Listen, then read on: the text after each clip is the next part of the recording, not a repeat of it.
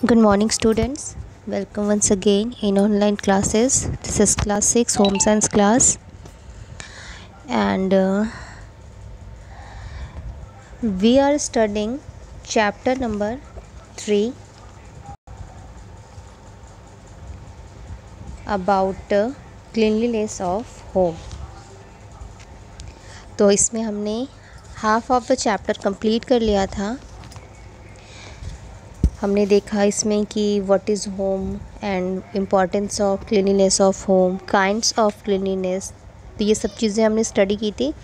अब हमें देखना है कि टूल्स कौन कौन सी हैं, tools used in home cleanliness, कि हम साफ़ सफाई जब करते हैं तो हम उसमें कौन कौन सी चीज़ों का उपयोग करते हैं. सबसे पहले आता है ब्रूम्स, जो हम झाड़ू कहते हैं.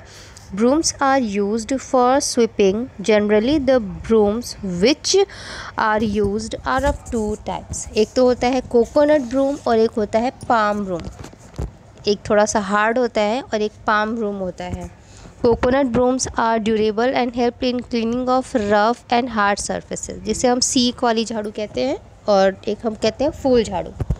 तो जो सीक झाड़ू होती है वो कोकोनट ब्रूम्स होते हैं, पत्ती वाली एक आती है, और एक जो सॉफ्ट है दैट इज़ पाम ब्रूम.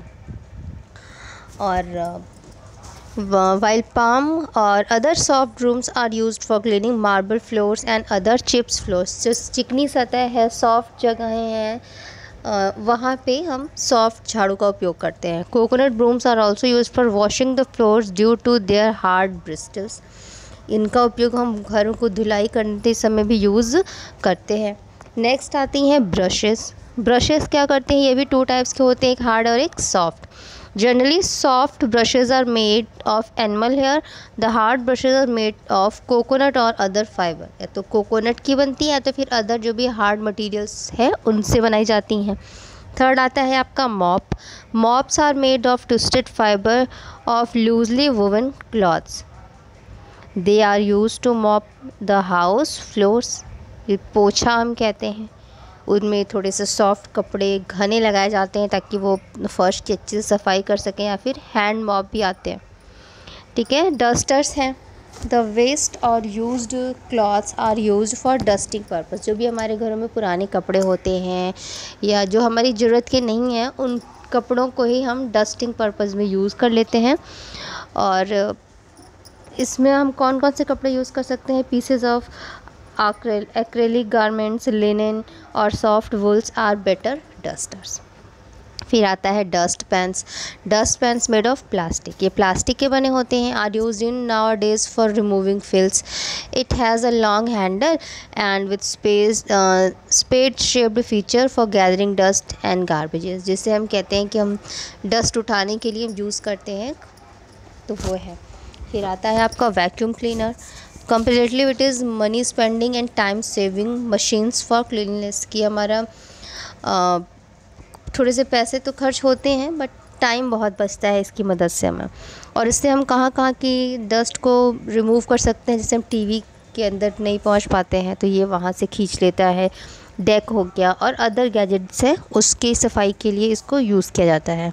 फिर आता है dustbin. Generally, housewives collect dust and waste from their own houses and throw them away from on the road outside. कि कचरा उठाया और रोड पे फेंक दिया, तो that is not good. इसके लिए आपको क्या करना चाहिए, आपके घरों में एक डस्टबिन होना चाहिए कि जितनी भी कचरे हैं वो सब आप लोग डस्टबिन में कलेक्ट कर दो. फिर नेक्स्ट डे जो भी सफाई वाले आते हैं उनके जो हैं डस्टबिन्स, उनमें आप घरों के सारे कचरों को एक साथ थ्रो कर सको. ठीक है. फिर आता है क्लीनिंग एजेंट्स. अब क्लीनिंग एजेंट्स क्या हैं. There are different chemical in the form of solid and liquids use for cleaning of the home and other related articles in the kitchen, laboratories and drawing room. कुछ हम chemicals भी use करते हैं. जैसे हम क्या क्या यूज़ करते हैं, ammonia, benzene, kerosene, lemon, methylated spirit, vinegar, oxalic acid. तो ये सब कुछ हम यूज़ करते हैं केमिकल्स का घरों की सफाई के लिए. जैसे चिकनाई है तो उसको हटाने के लिए हमने थोड़ी सी खट्टी चीज़ें या लेमन वगैरह उस पर कर दिया, या फिर हमने विनेगर का यूज़ कर लिया चीज़ों को साफ़ करने के लिए. तो इस तरीके से क्लीनिंग ऑफ डिफरेंट रूम. अब अलग अलग रूम की सफाई है. Rooms rooms are house must be clean in the following manner. कैसे हमें साफ़ करना चाहिए? All the doors and windows of room should be kept open so that the dust does not revolve inside them. कि उन खिड़कियों को हमेशा खुले रखें, साफ़ करते रहें ताकि कहीं भी धूल गर्दा जमा ना हो सकें। Pieces of decoration like flower parts, farm pictures should be dusted with cloth. और जो भी आपके घर में डेकोरेटिव पीसेज हैं उन सबको भी आप कपड़ों की मदद से साफ़ करो। If there is carpet spread on the floor, the same must be cleaned with the vacuum cleaner। और अगर आपके घर में कोई कारपेट वगैरह बिछा है तो उसे आप वैक्यूम क्लीनर से साफ़ कर सकते हो। The floor must be mopped. और घरों में जो फ्लोर हैं उनको आपको डेली पोछा लगाना चाहिए ज़रूर से। सेकेंड आता है kitchen. The kitchen has to be clean early in the morning before the cooking is done. खाना बनाने के पहले आपको सबसे पहले सफाई करनी चाहिए। And the evening also. और खाना बनाने के बाद जब शाम में आप किचन को पैक करो तब भी उस समय भी एक बार सफाई आपको करनी चाहिए। The slab should also be kept clean. Oven, gas cylinder etcetera, ये सब चीज़ें भी आपको साफ़ रखनी चाहिए। The boxes keeping spices, sugar, tea, pulses should not have any stain. उस पर भी कोई दाग धब्बे चिकनाई कुछ भी नहीं होनी चाहिए। The stain must be remove through liquid soap. इसके लिए आप कोई भी लिक्विड सोप का इस्तेमाल कर सकते हो। The utensils should not be rubbed with the clay it as it may leave marks on them. There must be no pieces of bread or vegetable left in the sink। और आपका अगर sink है तो उसमें आप कोशिश करो कि खाने पीने की कोई भी चीज़ें उसमें रुकी ना रहें। थर्ड है आपका store room. The floor of the store room must be clean every day. The boxes of the store room should be cleaned at least once a week. The spices, grains etcetera stored in the room should be spread in the sun after reasonable interval. कुछ समय के बाद में वहाँ पे आपने जो चीज़ें भी रखी उनको आप धूप में रख दो। बाथरूम में be cleaned after all the members of the family have taken bath. Daily ही साफ़ आपको करना चाहिए। The soap, shampoos, bottle, brushes and mugs should be kept at the proper place. कुछ लोगों की आदत होती है घर में कि उन्होंने बाथरूम में सामान को यूज़ कर लिया, साबुन यूज़ कर लिया, ब्रश वगैरह यूज़ कर लिया और जहाँ यूज़ किया बस वहीं पे छोड़ के चले गए। तो घर में एक पर्सन की ड्यूटी ऐसी होनी चाहिए कि चीज़ों को वो सिस्टमेटिक कर सके। फिर से Toilet. Every member of the family should flush the waste. The toilet should be cleaned with phenyl so that it remain insect free.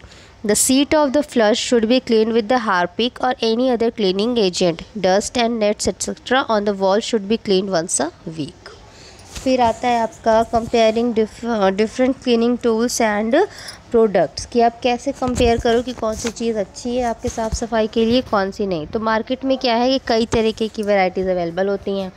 The cost of the bottle, packet or aerosol and quantity and quality, market contents।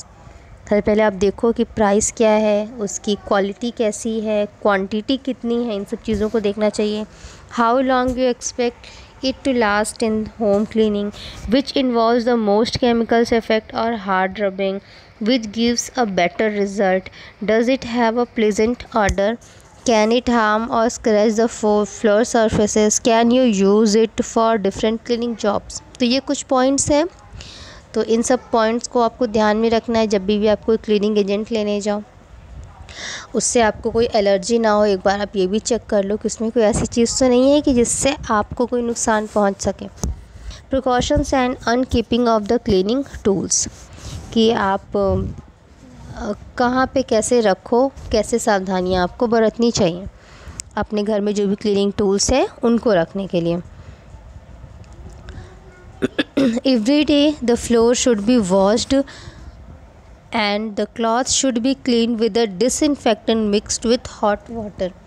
जिस भी कपड़े से आप floor की सफाई कर रहे हो उसको अच्छे से साफ़ करके रखिए आप। All the cleaning cloth must be squeezed well and dried in open balcony or on roof in sunlight। जो भी साफ़ सफाई के लिए कपड़े आप यूज़ कर रहे हो उनको अच्छे से निचोड़ दीजिए और उनको खुले में रख दीजिए, धूप में रख दीजिए। Brooms and sweeps must be kept away from water because if they become wet they will become unserviceable। जो भी आपके घरों में झाड़ू वगैरह हैं उनको भी आप ड्राई रखो क्योंकि अगर वो गीले हुए तो फिर वो आप काम के नहीं रह पाएंगे। All types of brushes, whether used in the kitchen or lavatory must be neatly cleaned with soap water and if possible with disinfectant. Painting and polishing brushes should be dipped in either kerosene oil or tarpaulin oil to enhance their life and maintain the texture of the hair. उनको सही से बनाए रखने के लिए उनको आपको तारपीन के तेल में या फिर केरोसिन ऑयल में डिप करके रखना चाहिए.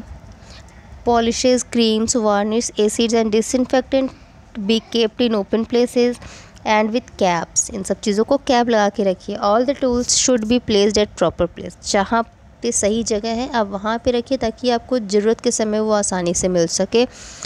Always use separate cloths and brushes for bathrooms, kitchens and other rooms. ऐसा नहीं है कि वही कपड़े आप बाथरूम में यूज़ कर रहे हो, वही कपड़े से आप किचन की सफाई कर रहे हो, वही कपड़े से आप कमरे की सफाई कर रहे हो. तो हर जगह के लिए आप कपड़ों को क्या करो, सबसे पहले अलग अलग रखिए. ठीक है, तो ये तो था आपका चैप्टर.